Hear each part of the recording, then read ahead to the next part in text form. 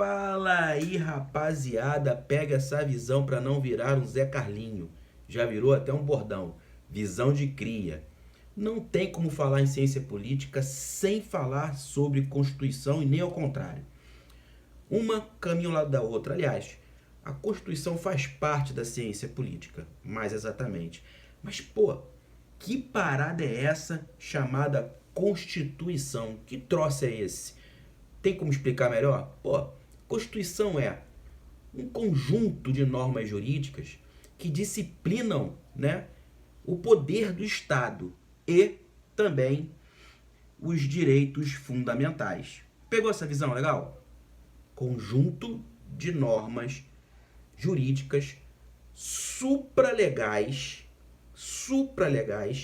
que disciplinam o poder do Estado e também os direitos fundamentais.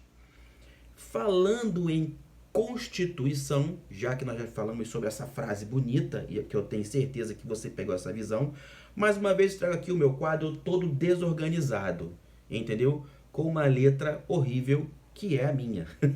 Pra gente falar sobre transconstitucionalismo. Mas que parada feia é essa? Que nome enorme é essa? O que seria isso? Vamos lá, não tem muito mistério nesse bagulho.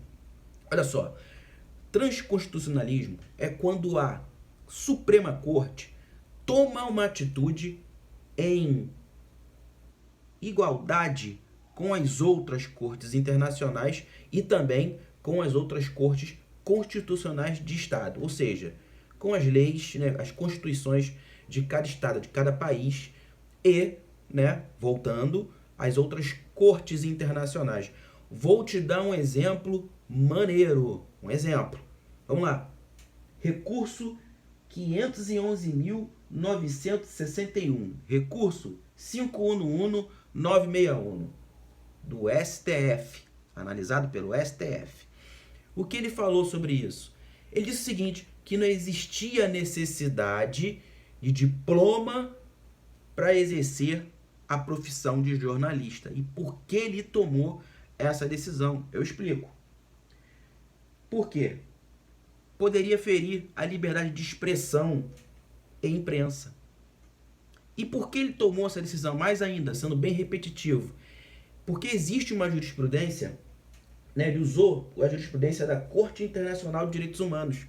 Ou seja, ele agiu com transconstitucionalismo. Isso é o transconstitucionalismo, quando a Suprema Corte avalia uma decisão, um objeto, e toma uma decisão em comum acordo com outras Supremas Cortes de outros estados, né, de outros países, ou de outras cortes internacionais, para chegar num equilíbrio, entendeu? Existe essa manobra jurídica no mundo inteiro. Então, muita gente fala besteira aí, nesse tempo, tanta gente fala besteira, fala, mas por que o STF tomou uma decisão? Por que, rapaziada? Existe o transconstitucionalismo, como se fosse um acordo, né? Um comum acordo entre as Supremas Cortes na avaliação de certos objetos ou na tomada de algumas atitudes. Beleza? Por falar em Constituição, por falar em transconstitucionalismo, por falar em STF, onde está o STF? Seção 3, artigo 101 da CF/88. Esse cara muito importante chamado STF, que é composto por 11 ministros, que tem conduta ilibada e notório saber sobre a Constituição Federal. Só para a gente pegar uma visão rápida aqui, a nossa Suprema Corte, ela é, como quase tudo aqui no Brasil, uma imitação do que acontece nos Estados Unidos, né? Só que lá são 9 ministros, tá? E não tem limite de aposentadoria. Aqui no Brasil nós temos o limite de aposentadoria. Lá não. Lá os indicados pelo presidente também são sabatinados pelo Senado, como é feito aqui no Brasil. Só que a quantidade é menor de ministros, lá são 9, aqui são 11, e lá eles não têm a aposentadoria, né, obrigatória, né? Eles vão embora. Aqui no Brasil não. Nós temos um teto limite. E por que o STF ele é tão importante né, no momento que a gente passa por, né, avaliações grotescas do que é o STF, avaliações grotescas até do que é a Constituição Federal. Lá nas competências do STF, você tem, logo de cara, a DIN, você tem a DECOM e a DPF. E o que seria a DIN? Ação direta de inconstitucionalidade. Beleza? A DECOM, ação direta de constitucionalidade. E a DPF, arguição de descumprimento de preceito fundamental. E atenção para a DPF, porque ela é a única, né, a única ferramenta que analisa atos que foram tomados antes da CF/88, né? Então, cabe ao STF regular, julgar, criminalizar, né, tudo que está dentro dessa esfera constitucional. Súmula vinculante é do STF. Observar, julgar, avaliar os crimes políticos e, inclusive, do presidente da República. Antes também que falem assim, mas o STF, ele age sozinho, STF é inimigo do Brasil. Rapaziada, STF também analisa os remédios constitucionais. Sim, que estão descritos lá no artigo 5º, que são os nossos direitos e garantias, né?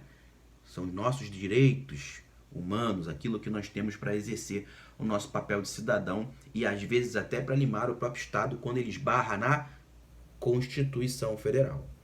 Então, atenção, o STF é sim um cara muito importante, porque ele sustenta a nossa Constituição Federal, protege, age quando provocado, observa quando algo pode esbarrar dentro dessa norma enorme chamada Constituição Federal de 1988. Então, pegando essa visão, tá lá, fazendo uma prova, seja qual for, em qualquer concurso, o que seria transconstitucionalismo? Quando a nossa Suprema Corte age como um acordo com as outras Supremas Cortes, né, de outros estados, de outros países e também com outras cortes internacionais. Exemplo, eu dei, inclusive, da 511-961, recurso analisado pelo STF, que disse, nesse recurso, falou o seguinte, que não é obrigatório o diploma para exercer a profissão de jornalista, porque iria ferir, né, a liberdade de expressão e a liberdade também de imprensa. Então, atenção nessa palavra difícil, que de repente alguém pode te pegar pelo pé. E não esqueçam do que é uma Constituição, tá? E, amarrada à Constituição, lembrem sempre do 101, que fala sobre o STF. E aí, em outros vídeos, vamos entrar em cada competência do STF e nos seus pormenores. Valeu, rapaziada? Pega essa visão de cria para não virar o Zé Carlinho e sair falando besteira por aí. Eu sou o Jefferson Arouche, um barco remando contra a maré. Bora!